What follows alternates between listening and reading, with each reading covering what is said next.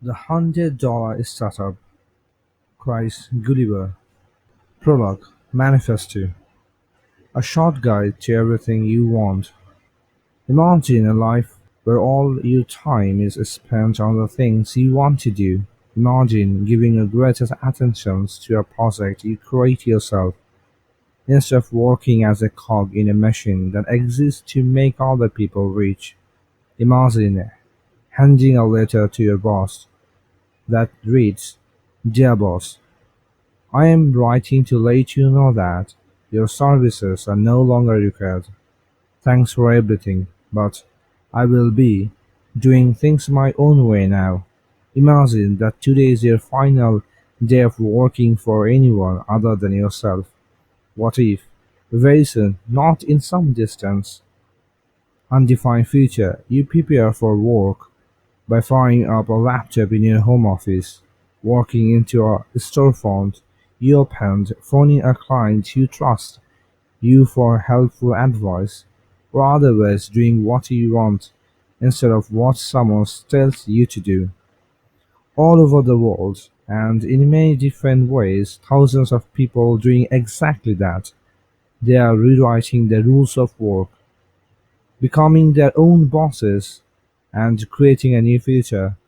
This new model of doing business is well on their way of these unexpected entrepreneurs, most of whom had never thought of themselves as a businessman and businesswoman. Is a micro-business regulations a way of earning a good living while crafting a life of independence and purpose. Other books chronicles the rise of internet startups, complete with rants about venture capital, tells of in-house organic restaurants. Other guides tells you 80-page business plans that no one will ever read and that doesn't resemble how an actual business operates anyway. This book is different and it has two key themes: freedom and value. Freedom is what we are willing for, and value is the way of achieve it. Stumble onto freedom. More than a decade ago, I began a lifelong journey of self-employment by any means necessary. I never planned to be an entrepreneur. I just didn't want to work for someone else, for a cheap apartment in Masterpiece, Tennessee. I watched what other people had done and tried to reverse engineer their success. I started by importing coffee from Jamaica, selling it online because I saw other people making money from it. I didn't have any special skill in importing, roasting, or selling. I did, however, consume much of the products through frequent testing.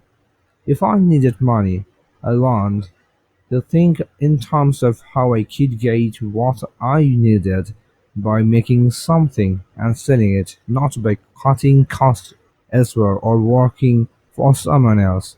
This distinction was critical because most budgets start by looking at income and then defining the available choices.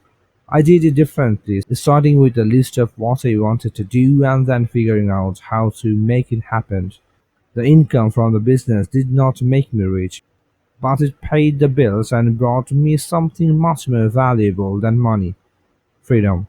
I had no schedule to abide by, no time sheets to fill out, no useless reports to hand in, no office politics, and not even any mandatory meetings to attend.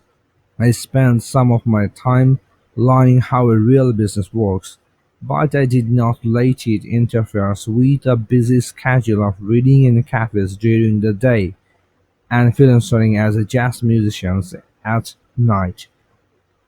Looking for a way to contribute something greater to the world, I moved to West Africa and spent 4 years volunteering with a medical charity, driving Land Rovers, packed with supplies to clinics throughout the Sierra Leone and Libya. I learned how freedom is connected to responsibility and how I could combine my desire for independence with something that helped the rest of the world. After returning to the United States, I developed a career as a writer in the same way. I learned to do everything else, starting with an idea, then figuring everything else out. Along the way, I began a journey to visit every country in the world, traveling 20 countries a year and operating my business wherever I want. At each step along the way, the value of freedom has been a constant compass. There is no rehab programs for being addicted to freedom. Once you have seen what is life on the other side, good luck trying to follow someone's rules even again. The value doctrine. The second part of this book is about the value, a word that is often used but rarely analyzed. As we consider it, value is created when a person makes something useful and share it with the world. The people whose story you will read in this book have succeeded because of the value they have created. Often the combinations of freedom and value comes about when someone takes actions on something he or she loves to do anyway, a hobby, a skill, a passion that the person ends up transforming into a business model. The micro-business revolution is happening all around us as people say thanks but no thanks to traditional work, choosing a chart their own course and create their own future. The small business aren't new, but never before had so many possibilities come together in the right place at the right time. The access to technology has increased greatly and costs have gone down greatly. You can test market your idea instantly without waiting for months to grab her prospects with response to an offer. You can open a PayPal account in 5 minutes and receive funds from buyer in more than 180 countries. Even better, as we build a community of loyal customers, you will know well in advance what to make for them and how likely you are to be successful without investing a lot of money. In fact, the more you understand how your skills and knowledge can be useful to the others, the more your odds of success will go up. Perhaps most important, the vital career question of what is risky and what is safe has changed permanently. The old choice was to work at a job or take a big risk going out on your own. The new reality is that working at a job may be the far riskier choice. Instead, take the safe road and go out on your own. What if you could achieve your own life of freedom by bypassing everything you thought was a prerequisite? Instead of borrowing money, you just start right now without a lot of money. Instead of hiring employees, you begin a project by yourself based on your specific personal combination of passion and skill instead of going business school, which doesn't actually train people to operate a small business. You save the 60,000 in tuitions and learn as you go. Remember, this book isn't about the founding a big internet startup, and it isn't about the operating a traditional business by putting on a suit and begging for money at the bank.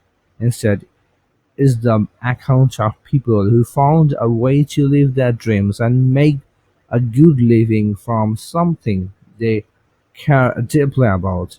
What if their success could be replicated? What if there was a master plan you could follow, learning from those who have made it happen? It's a blueprint, not a vague series of ideas. I'll share more of my own history as we go along, but this book isn't about me. It's about other people who have found freedom and how you can do the same thing during an unconventional book tour. I traveled to 63 cities in the United States and Canada and eventually more than 15 additional countries, meeting with people who had made the switch from working for the man to working for themselves. I then worked with a small team to create a comprehensive multi-year studies involving more than 100 interview subjects combined through realms of data, More than 4,000 pages of writing survey, answering additions to hundreds of phone calls, Skype, and back and forth emails. I compiled the most important lessons which are offered here for your review and actions. This blueprint to freedom is fully customizable and highly actionable. At many points along the way, you will have a chance to pause and work on your own plan before continuing. To learn more about what other people have done, a few of the people in the study are natural born renegades, determined to go in alone from young adulthood onward, but most are ordinary people who had no intentions of working on their own until later in life. Sybil had been laid off or fired from a job and suddenly had to find a way to pay the bills or support a family. In almost all these cases, they said something like losing my job was the best thing that ever happened to me. If I hadn't been pushed, I never would have made the lap. The blueprint does not tell you how to do the less work, it tells you how to do better work. The goal isn't to get rich quickly, but to build something that other people will value enough to pay for. You are not just creating a job for yourself, you are crafting a legacy. This blueprint does not involve secrets, shortcuts, or gimmicks. There are no visualization exercises here. If you think you can manifest your way to money simply by thinking about it, put this book down and spend your time doing that. Instead, this book is all about practice things you can do to take responsibility for your own future. Read it if you want to build something beautiful on the road to freedom. Can you transition to a meaningful life oriented towards something you love to do? Yes. Can you make money doing it? Yes. And there are these series of people who have laid the way. Is there a path you can follow for your own escape plan? Yes. Here is the path. Follow it to create the freedom, your cave.